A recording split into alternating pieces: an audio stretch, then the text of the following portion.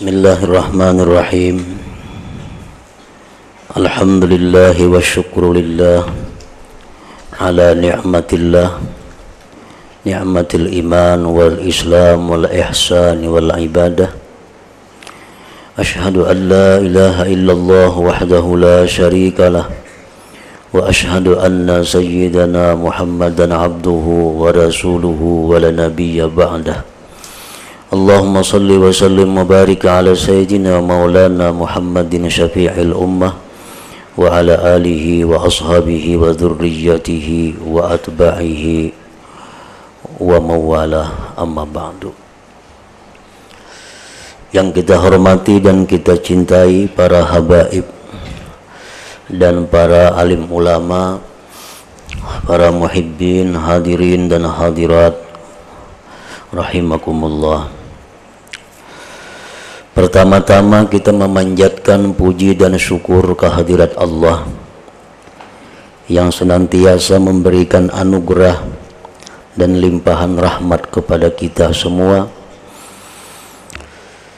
yang memberikan taufik dan hidayah serta inayah sehingga kita selalu dapat berkumpul bersama-sama di majelis yang penuh berkah ini. Salawat dan salam kita haturkan kepada junjungan kita Nabi besar Muhammad sallallahu alaihi wasallam dan kepada seluruh keluarga, para sahabat, zuriat dan pengikut-pengikut beliau. Para muhibbin rahimakumullah.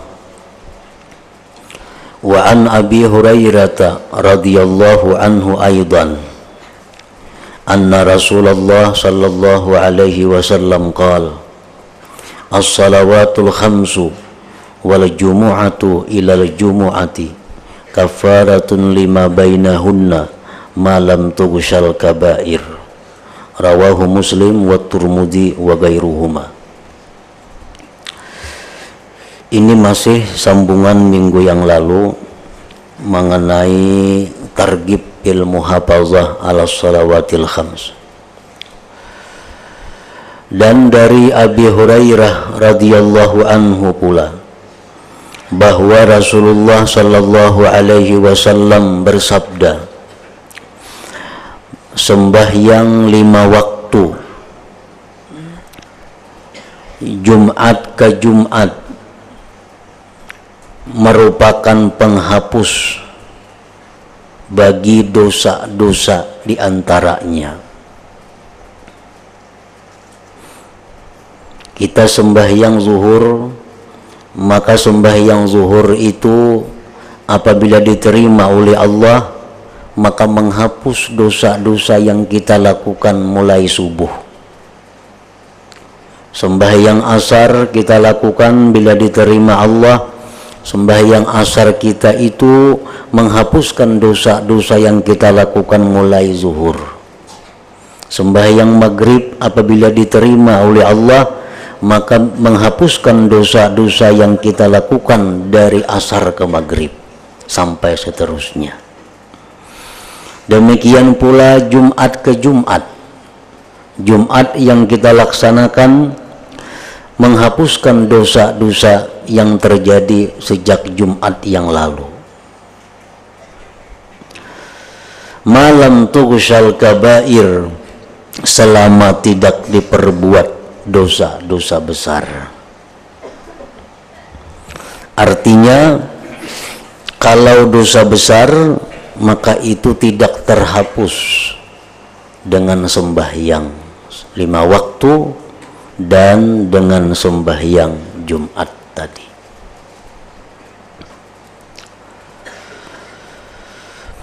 Nah, oleh karena itu kita kaum muslimin dan muslimah dituntut dengan tuntutan wajib untuk mengetahui apa-apa yang dinamakan dosa besar itu.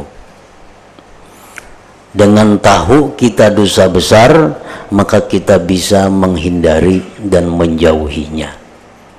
Apabila kita tidak mengetahui dosa-dosa besar, maka bukan tidak mungkin dosa-dosa besar itu menjadi perilaku kita sehari-hari. Dan dosa besar itu hanya bisa dihapus dengan taubat yang sahihah, dengan taubat yang shadikah, dengan taubat yang sah dan taubat yang benar-benar taubat.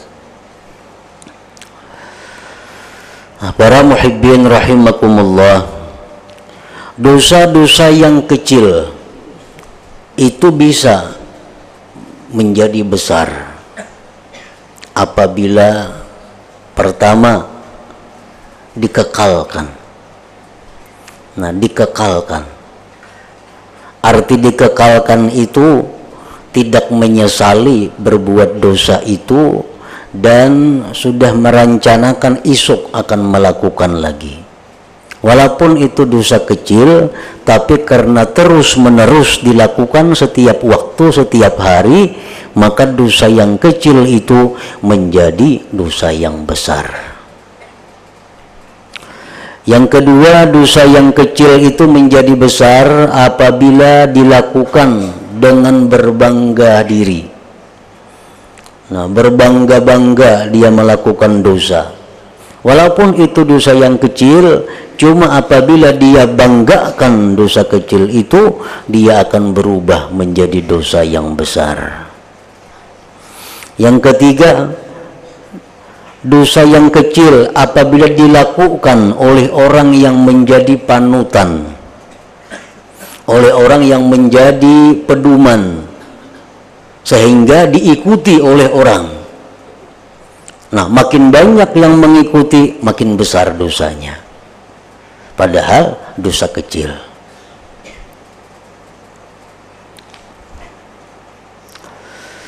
Nah, apabila dosa-dosa kita itu hanya berupa dosa kecil, tidak sampai menjadi besar, maka dengan sendirinya dosa kecil itu terhapus dengan dibawa sembahyang 5 waktu tadi.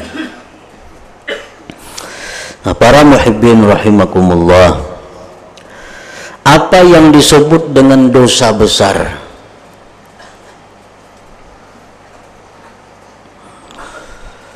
Para ulama menjelaskan dosa besar itu ma tarattaba 'alaiha haddun aw wa'idun syadid. Sesuatu dosa yang ada hukuman di dalam dunia ini. Kalau orang melakukan itu ada hukumannya, ada tindakan hukum. Atau orang yang melakukannya itu mendapat ancaman yang keras dari Allah. Contohnya dosa besar seperti al-qatlu, membunuh orang. Nah, membunuh orang dengan sengaja, ini dosa besar. Kenapa dikatakan membunuh orang itu dosanya besar? Karena orang yang membunuh itu dia dihukum di dalam dunia dengan hukuman yang sama, dan lagi di akhirat dia mendapat ancaman yang keras dari Allah Subhanahu wa ta'ala. Di dalam sebuah hadis yang dikeluarkan Imam Nasa'i mengatakan, kullu dzambin asallahu ayyaghfirahu illa ar-rajul yamutu kafira awir rajul yaqtulu mu'minan muta'ammida. Tiap-tiap dosa itu ada harapan diampuni Allah, kecuali seseorang yang mati dalam keadaan kafir. Nah, itu sudah kali diampuni Allah karena mati dalam keadaan kafir. Atau seseorang yang membunuh orang beriman dengan sengaja. Nah, jadi sepakat para ulama bahwa membunuh orang itu dosanya besar dan kada akan terhapus dengan sembahyang 5 waktu, tidak terhapus dengan sembahyang Jumat, tidak terhapus dengan puasa Ramadan, dan tobatnya pun membunuh orang ini lain daripada tobat dosa-dosa yang lainnya. Antara lain apa tobatnya orang yang membunuh dengan sengaja ini? Menyerahkan diri kepada keluarga yang dibunuh. Nah, menyerahkan diri, berserah diri. Nah, aku berserah kepada keluarga almarhum, nih aku na membunuh inya, sekarang diriku kuserahkan hendak diapai ke Sarah. Nah di situ keluarga menentukan. Kalau keluarga menghendaki mesti dihukum balas, hukum balas. Kalau keluarga hendak menghendaki membayar diat, bayar diat, bayar denda. Kalau di Arab Saudi dendanya itu seorang jiwa manusia sekitar 4,5 miliar, 4,5 miliar. Nah, ini kalau orang membunuh seseorang beriman dengan sengaja, itu dendanya 4,5 miliar lebih. Jadi jar ahli waris, kami kadang meridai ikam pang membunuh abah, dan kami kada hendak ikam dipancung, kada hendak ikam dibunuh, kami hendak dendanya aja 4,5 miliar. Nah terpaksa bayar dendanya. Bila kada macam itu selesai, maka kada akan biris di akhirat, kada akan selesai di akhirat. Nah membunuh contohnya dosa yang besar.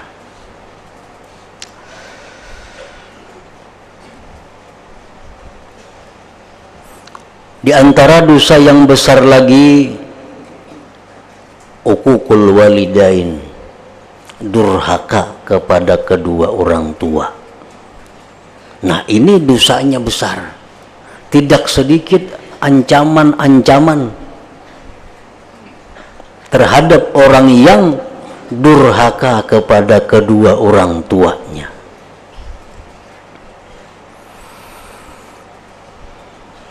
Rasulullah sallallahu alaihi wasallam menyatakan, la'anallahu al-aqali walidayhi. Allah melaknat, nah Allah mengutuk orang yang durhaka kepada kedua orang tuanya. Di dalam Al-Quran dijelaskan, wala taqul lahuma uff. Jangan sekali-kali kamu berkata kepada orang tua itu cih, karena ucapan cih itu sudah termasuk durhaka. Orang yang durhaka kepada kedua orang tuanya, jangankan sembahyang 5 waktu itu bisa menebus dosa, sembahyangnya pun ditolak oleh Allah Subhanahu wa ta'ala. Seluruh ibadah yang dilakukan oleh orang yang durhaka tidak diterima di sisi Allah sebelum orang tuanya meridainya, sebelum orang tuanya merestuinya. Nah, jadi jangan menyakiti orang tua. Dan di dalam banyak hadis disebutkan bahwa hukuman yang paling disegerakan kepada seseorang adalah dosa durhaka itu.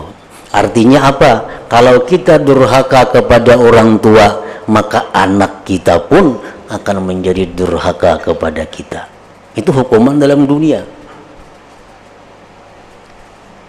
Kenapa anak nih seringkali menyakiti hati? Tingkah lakunya, tutur katanya, kelakuannya selalu menyakiti hati orang tuanya. Itu bukan tidak mungkin akibat orang tua ini dulunya seringkali menyakiti hati orang tuanya. Karena hukuman yang paling segera diberikan Allah ke dunia ini adalah hukuman orang yang durhaka kepada kedua orang tuanya. Nah, jadi durhaka kepada orang tua itu merupakan dosa besar. Kada akan terhapus dengan sembahyang 5 waktu, dengan Jumat dan lain-lainnya tadi, kecuali dengan tobat kepada Allah dan minta ridha kepada kedua orang tua. Nah, di antara dosa besar yang perlu kita ketahui lagi adalah ar-riba. Nah, riba ini dosanya besar. Kayak apa jar amun sama pada suka? Sama pada suka. Inya mau hutangi 100.000, kita bayar kira 120.000, tapi inya sama pada suka, sama pada katuju, berdosalah juga. Nah, bandingannya orang tuh bejina sama pada katuju, inya berdosalah juga. Orang bajina sama pada katuju inya berdosa lah. Jadi katujuh itu kadang mesti menjatuhkan dosa, karena yang paling penting adalah Allah nang katujuh. Allah nang katujuh. Kita katujuh kan ada artinya. Nah, perbuatan riba ini kada akan terhapus di dalam sembahyang 5 waktu, kada akan terhapus dengan puasa Ramadan, kada akan terhapus dengan naik haji, kada akan terhapus dengan apapun, kecuali haji yang mabrur. Nah, itu khilaf ulama. Ada yang mengatakan riba itu terhapus dosanya asal kada maulang lagi. Orang misalnya riba, ampihnya riba. Nah, orang tobat riba itu kada sembarang tobat, ada tobat khusus daripada riba. Kalau pan tobatnya macam tobat dosa biasa lain. Tobat riba ini adalah tobatnya pertama kepada Allah, menyesal, kada akan mengulang lagi, berhenti, kada mengulang lagi. Nah, yang keempat, tobatnya riba itu meneliti harta. Nah, mana kira-kira harta nang keuntungan dari riba, mana kira-kira harta nang dapat dari riba, disisihkan. Nah, disisihkan, sekalinya harta kun ini 3/4 ulihan riba, 1/4 saja nang bujur-bujur. Kenapa? Karena bahari bermodal 250.000, bahutang babunga 750.000. Nah, berarti 3/4 hasil yang ada ini kada halal. Nah, kita kada akan bisa tobat daripada riba sebelum kita hilangkan itu dari kekuasaan kita, dari milik kita. Kayak apa cara menghilangkannya? Kembalikan ke mana asal. Dulu kita pernah menghutanginya berbunga 200.000, bulikakan 200.000. Pernah menghutangi orang ini berbunga 500.000, bulikakan 500.000 bunganya. Kalau kita kada tahu lagi kemana-kemana orangnya, nah kita berikan harta itu kepada kaum muslimin dan muslimat untuk digunakan kepentingan umum, dengan harapan pahalanya dikembalikan kepada pemilik uang itu. Nah, ini orang yang tobat dari riba.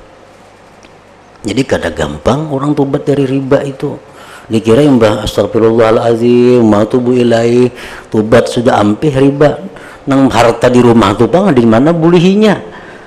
Nah, ini nang berat. Jadi jangan sekali-kali hendak main dengan riba ini. Tobatnya berat. Besi motor ada, rumah ada, toko banyak, tapi modal asal ini dari riba.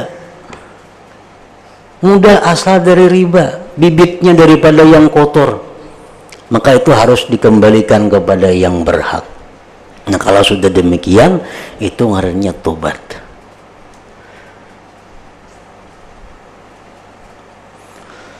Nah, para muhibbin rahimakumullah, jadi jangan dianggap inting riba itu. Di dalam sebuah hadis disebutkan bahwa 1 dirham yang didapat daripada riba, sadirham itu anggap lambung dibanyakakan 4 gram perak.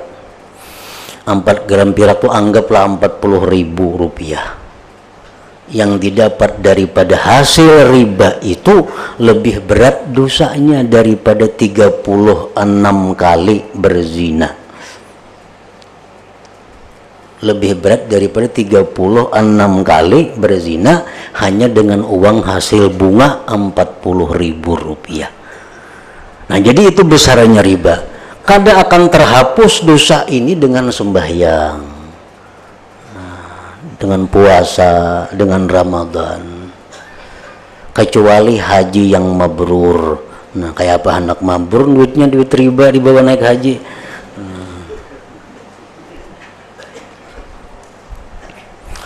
Nah, kalau ini hajinya mabrur, nah itu ada harapan seluruh dosa-dosanya diampuni oleh Allah, karena al-hajjul mabrur laisa lahu jaza illal jannah. Haji yang mabrur itu, ujar Nabi, tidak ada balasan lain kecuali surga. Itu menunjukkan bahwa haji mabrur menghapuskan segala dosa.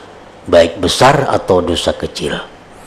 Nah, kecuali dosa-dosa yang bersangkut paut dengan manusia, nah itu dikecualikan.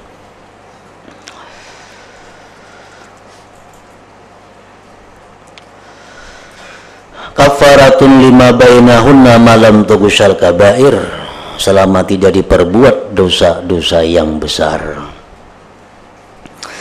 Nah, jadi kewajiban kita mengetahui dosa-dosa besar itu. Ibnu Abbas rahimahullah mengatakan bahwa dosa besar itu kurang lebih 70 perkara. Dan para ulama-ulama banyak mengarang kitab, menyusun buku yang menghimpunkan tentang kumpulan-kumpulan dosa besar itu. Jadi kada salah lagi, mun kita kada tahu itu salah kita. Karena orang-orang bahari sudah menguraikan, sudah mengulahkan buku, mengulahkan kitab. Oh, ini dosa-dosa besar. Jadi kalau alasan kita kada tahu, kada ada alasan lagi. Kitanya memang hendak kada tahu.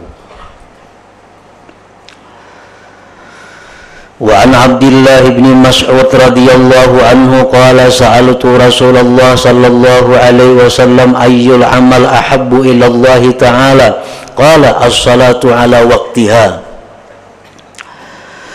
Ibnu Mas'ud berkata, aku bertanya kepada Rasulullah sallallahu alaihi wasallam, apa jua amal yang paling disukai kepada Allah? Qala Rasulullah menjawab, as-salatu ala waqtiha. Artinya ada awalal waktu, menunaikan sembahyang di awal waktu.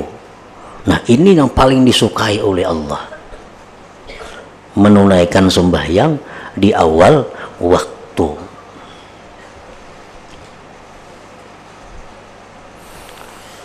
Nah, kemudian bagaimana kalau seandainya kita sembahyang di awal waktu tapi saurangan? Kalau sembahyang di waktu tertunda sedikit, berjamaah, nah mana yang kita ambil?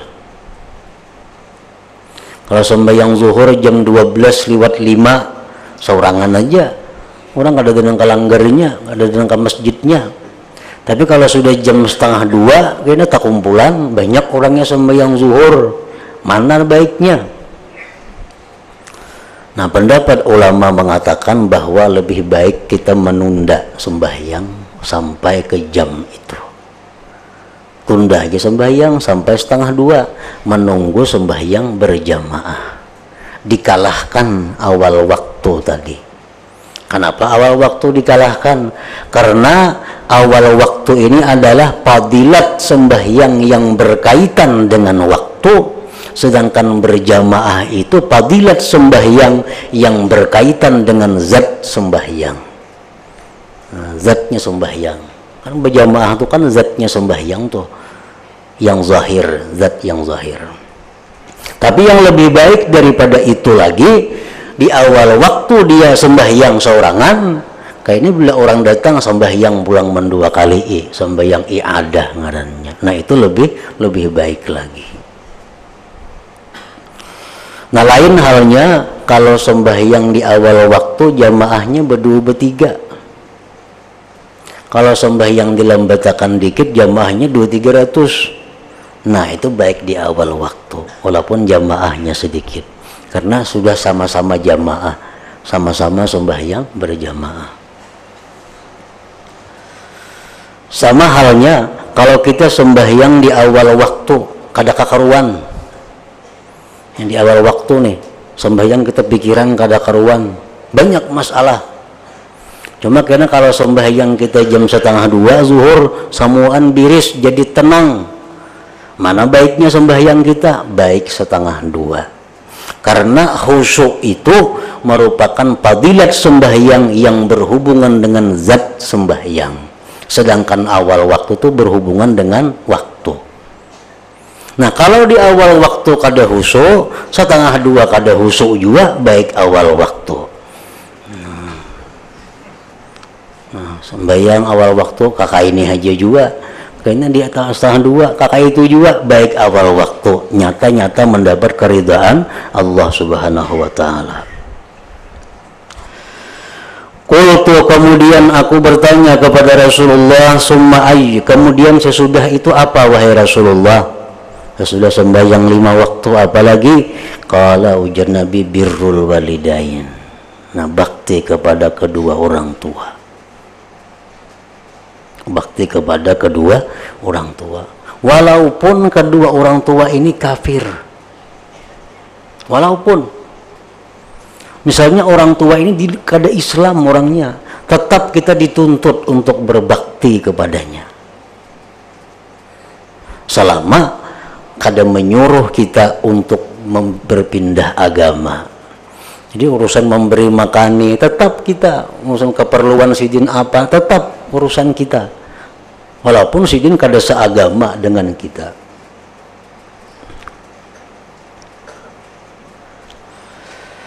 Qultu summa ayyun, kemudian apa lagi wahai Rasulullah? Qala, Rasulullah bersabda, al jihadu fisabilillah, kemudian jihad fisabilillah.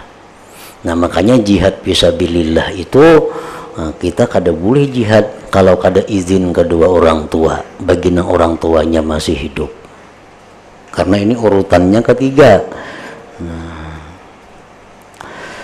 Qala, berkata Ibnu Mas'ud, haddatsani bihinna Rasulullah sallallahu alaihi wasallam, menghadiskan kepadaku dengan 3 hal itu oleh Rasulullah, walau istazattuhu lazadani, jikalau aku minta tambah kepada Rasulullah, niscaya beliau akan menambah lagi kepadaku. Rawahul Bukhari wa Muslim wa Tirmidzi wan Nasa'i. At-tarhib min ta'khiris shalah an waqtiha wa man tarakaha amda. Kemudian ini menakutkan daripada melambatkan sembahyang dari waktunya dan daripada meninggalkan sembahyang sengaja. Qala Allah Ta'ala, firman Allah, ya ayyuhalladzina amanu la tulhikum amwalukum wala auladukum an zikrillah wa may yaf'al dzalik fa ulaika humul khasirun. Hai orang-orang yang beriman, janganlah melalaikan akan kamu harta-harta kamu, anak-anak kamu daripada zikrillah. Ahli tafsir mengatakan zikrillah di situ adalah sembahyang 5 waktu. Artinya jangan sampai urusan anak, urusan harta, sembahyang kita ini tak tunda lewat waktunya. Nah, barang siapa yang melakukan demikian, maka mereka itulah orang-orang yang rugi. Orang-orang yang rugi, pahala kada didapat. Yang kedua, harta yang diurus itu kada jadi berkah. Kada jadi berkah. Mau urus harta itu nah, kita sibuk gawian urus harta tuh. Lalu sembahyang tertunda, harta yang diurus itu kada jadi berkah lagi. Maka bila harta ini kada jadi berkah lawan kita, harta ini akan membawa mudarat jadinya. Harta yang diberkati Allah itulah harta yang membawa kita kepada taat, yang membawa kita kepada kebaikan. Nah, harta yang dicabut berkahnya itu akan membawa kita kepada maksiat, kepada perbuatan yang dilarang. Wa qala ta'ala, dan firman Allah Ta'ala, fawailul lil musallin, maka celakalah bagi orang-orang yang sembahyang. Orang yang sembahyang dikatakan Allah celaka. Alladzina hum an salatihim sahun, yang mana mereka itu daripada sembahyangnya lalai. Salah satu di antara tafsir mengatakan adalah mengeluarkan sembahyang dari waktunya. Walaupun sembahyang, tetap dikatakan Allah celaka. Rasulullah SAW bersabda, salasatun la yaqbalullah minhum salatahum, 3 perkara yang Allah tidak menerima sembahyangnya. Mun sembahyang itu kada diterima Tuhan, berarti hanya sekedar menggugurkan kewajiban. Hanya menggugurkan kewajiban. Faidahnya, manfaatnya hanya itu. Pahalanya kada ada. karena kada diterima Allah. Pertama, man taqaddama qauman wa hum lahu karihun, orang yang katuju jadi imam sedangkan makmum kada katuju. Bila orang hanya kamat sudah maju berdahulu ke imaman, orang kada menyuruh-nyuruh. Nah, orang nang macam ini sembahyangnya ditolak Allah. Jadi jadi imam itu mestinya orang pilihan makmum. Pemimpin itu pilihan rakyat. Nah, imam itu kan pemimpin, makmum nang menyuruh. Nah, ikam naik, ikam maju, suruhan nah hanyar naik, jangan bisa naik. Kalau banyak nang kada katuju, amun saya pun berdua tuh kada ada hitungan bang. Jadi makmumnya berduaan aja. Amun semasjidan selanggaran misal ada berdua bertiga nang kada katuju tuh kada usah dihitung. Artinya mayoritas kada katuju, nah jangan naik. Sembahyang kita nang jadi masalah. Yang kedua, man ista'bada muharrara, orang yang memperbudak seseorang yang sudah dimerdekakan. Yang ketiga, warajulun atas salata dibara, seorang laki-laki yang melaksanakan sembahyangnya di belakang waktu. Nah, sembahyang zuhur taka asar taka maghrib, ini sembahyangnya kada diterima Tuhan. Cuma hanya sekedar menggugurkan kewajibannya. Makanya tadi Allah mengatakan pawailun, celaka. Wa qala ta'ala mukhbiran an ahlil jahim, dan firman Allah mengabarkan tentang ahli neraka jahim, masalakakum fi saqar. Apakah yang menyebabkan kalian masuk neraka saqar? Qalu lam naku minal musallin, kami pangkada sembahyang dahulu. Nah, kami kada sembahyang. Jadi sudah jelas meninggalkan sembahyang itu termasuk dosa besar. Kita misal kada sembahyang sekian bulan, sekian tahun karena sengaja. Nah, itu dua hal yang perlu kita laksanakan. Pertama, kita tobat, menyesal dan ampih kada mau ulang lagi. Yang ketiga, mencita-cita kada mau ulang lagi. Nah, selanjutnya ini tugas membayar hutang, nah mengqadai sembahyangnya. Kalau demikian halnya, ini orang selamat. Jadi amun mengqada banaja tapi kada ada penyesalan, nah itu dosanya dosa besar, kada terhapus dengan sembahyang. Misalnya kesibukan liwat waktu zuhur. Nah, sembahyang zuhur mengqada di waktu asar, dosanya besar karena melewatkan sembahyang dari waktu. Ini mesti bertobat kepada Allah karena dosa ini kada terhapus dengan sembahyang. Masalakakum fi saqar, qalu lam naku minal musallin, kami tidak sembahyang di dalam dunia. Walam naku nut'imul miskin, kami tidak memberi makan orang miskin. Wa kunna nakhudu ma'al akhaidin, dan kami suka berkata-kata yang batil. Wa an Jabir bin Abdullah radhiyallahu anhu qala qala Rasulullah sallallahu alaihi wasallam, bainar rajul wa bainal kufri tarkus shalah. Antara seseorang dan kafir itu adalah meninggalkan sembahyang. Nah, bila orang itu kada sembahyang, itu sudah kafir. Zahir hadis menunjukkan demikian. Nah, artinya kalau orang masuk waktu zuhur sampai asarnya kada sembahyang juga lagi zuhur, sampai maghrib belum sembahyang juga zuhur, nah kafir sudahnya. Pendapat Imam Ahmad Hambali mengatakan kafir bujur, bukan kafir nikmat, lain kafir agama.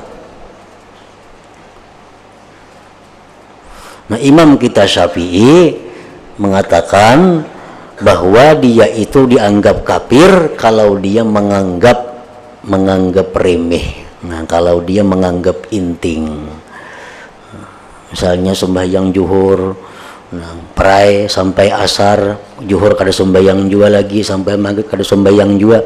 Nah, kalau itu dianggapnya remeh, dianggapnya inting, dianggapnya kada papa, nah itu nang maulah kafir. Itu mazhab kita Syafi'i. Ada bertakwil sedikit. Kalau mazhab Hambali kada pakai takwil tadi, langsung dia menjadi orang yang kafir. Nah, meninggalkan sembahyang, mengeluarkan sembahyang dari waktunya dengan sengaja, maka itu merupakan golongan dosa-dosa yang besar. Rawahu Ahmad wa Muslim. Nah, kemudian at-targhib bin nawafil. Ila hadratin Nabi sallallahu alaihi wasallam al-Fatihah. Iyyaka na'budu wa iyyaka nasta'in. Ihdinas siratal mustaqim. Siratal ladzina an'amta 'alaihim. أشهد أن لا إله إلا الله وحده لا شريك له وأشهد أن سيدنا محمدا عبده ورسوله لا إله إلا الله نستغفر الله لا إله إلا الله نستغفر الله لا إله إلا الله نستغفر الله لا إله إلا الله ونتوب إلى الله لا إله إلا الله محمد رسول الله صلى الله عليه وسلم فيا أيها الرجل منه شفاعة صلوا عليه سلموا تسليما